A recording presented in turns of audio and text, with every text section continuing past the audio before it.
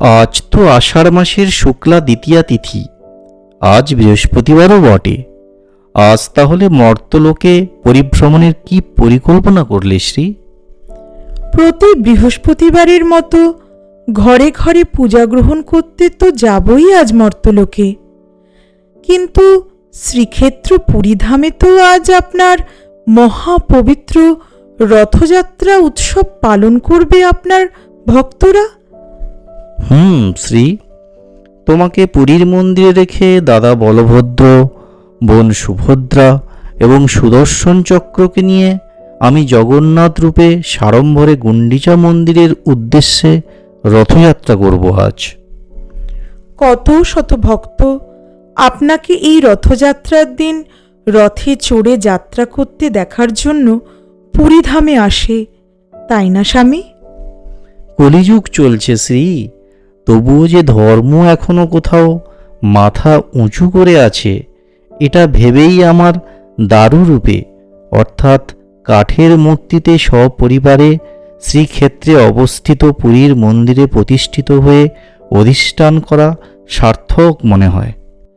3 দিনের জন্য যাবেন বলে তো প্রতি বছর 9 দিন ধরে মাসির বাড়িতে চলে যান। তাতে কি শ্রী, তুমিও তো অভিমান করে 5ম দিনে অর্থাৎ হোরা পঞ্চমীর দিন গুন্ডিচা মন্দিরে আমার দর্শনের আশায় চলে যাও। গেলেই হলো কি, ওখানে তো আমাকে প্রথমে ঢুকতেই দেয় না, আর তাই আপনার রথের চাকা ভেঙে দিয়ে আসি। জানি প্রিয়ে, শুধু কি তাই, রাগ তো তোমার কিছু কম নয় শ্রী। 9 দিন পর উল্টো রথের দিন মন্দিরে ফিরে গেলে তুমি 3 দিন বাইরে অপেক্ষা করাও আমাদের। রাগ নয় স্বামী, অভিমান বলুন। আপনি না থাকলে পুরীর মন্দিরে মন টেকে না আমার। কি যে বলো শ্রী, পুরীধাম তো তোমার নামেই শ্রীক্ষেত্র নাম পেয়েছে। তুমি সাক্ষাৎ সমুদ্ররাজের কন্যা, বৈভবের দেবী শ্রী লক্ষ্মী। তুমি আছো বলেই তো পুরীর রন্ধনশালা সর্বদা অন্নে পরিপূর্ণ। তুমি ছাড়া আমিও কি কিছু ভাবতে পারি? তাহলে 9 দিন আমাকে মন্দিরে রেখে গুন্ডিচা মন্দিরে লীলা করতে থেকে যান কেন স্বামী? তুমি তো জানো শ্রী, দেহস্বরূপ রথে পরমাত্মার অংশস্বরূপ আত্মা অধিষ্ঠান করে। গুন্ডিচা মন্দির স্বরূপ মর্তধামে কিছু সময় ভ্রমণ করার গূঢ় তত্ত্ব বোঝাতে আমার এই রথযাত্রার উৎসব। তাছাড়া যে মানুষেরা আমাদের মন্দিরে ওঠার অনুমতি পায় না, তাদের দর্শন দিয়ে পাপমুক্ত করার কথা ভেবে রথে ওদিন আমি সাক্ষাৎ অধিষ্ঠান করি। তবুও আমি ফিরে এলে মন্দিরের দরজা খোলার অনুমতি তুমি সহজে দাও না। সে তো অভিমানী স্বামী, আপনি কি তা বোঝেন না? বুঝি বলেই তো রসগোল্লার হাঁড়ি আর ফুলের মালা নিয়ে হাজির হই তোমার কাছে। আজও আমাদের মান অভিমানের সেই ঝগড়ার সাক্ষী থাকে ভক্তরা। আমি কিন্তু আপনাকে কোনো কষ্ট দিতে চাই না স্বামী। জানিস শ্রী, তোমার অভিমান হওয়া তো স্বাভাবিক, তাই তো নিজের হাতে রসগোল্লা খাইয়ে তোমার মানভঞ্জন করা আমার কর্তব্য বলে মনে করি। প্রণাম প্রভু, প্রণাম মা। কল্যাণ হোক। কি খবর পেচক, এত খুশি মনে হচ্ছে কেন? ঠিকই বলেছেন প্রভু।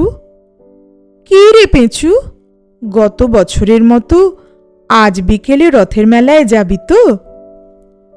শ্রীক্ষেত্রে তো বটেই, মর্তলোকে ভারতবর্ষে আজ কত জায়গায় কত সুন্দর বর্ণাঢ্য রথযাত্রা উৎসব পালন করে ভক্তরা। রথের মেলা চলে 9 দিন ধরে। গত বছর তো আমি সন্ধ্যার সময় এক অপূর্ব রথের মেলা দেখতে দেখতে আকাশে উঠছিলাম। আলো আর ফুল দিয়ে সাজানো কি সুন্দর সুন্দর রথ! শ্রী জগন্নাথ দেব, বলভদ্র দেব ও সুভদ্রা দেবীকে গয়নায় সাজিয়ে সেই রথে বসিয়েছে।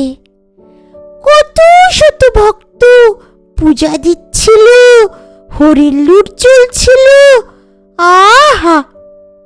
জানো মা, পাখি আর কত ফুল আর ফল গাছের চারা কিনা বেচা হচ্ছিল।